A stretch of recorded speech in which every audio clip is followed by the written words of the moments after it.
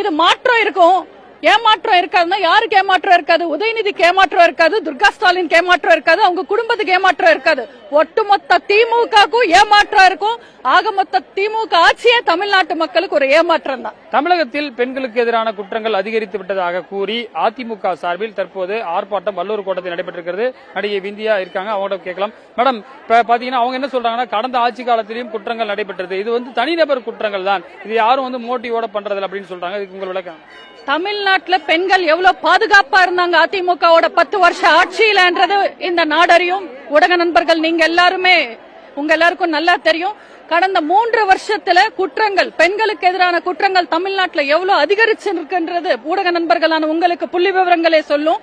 இது முக்கியமா இந்த பிரச்சனை குடி விற்பனை அதிகமானதுனால, கஞ்சா விற்பனை அதிகமானதுனால. இன்னைக்கு கஞ்சான்றது சர்வசாதாரணமா தெருமுனையிலேயே கிடைக்குது. அதே மக்களுக்கு ரேஷன்ல பொருள்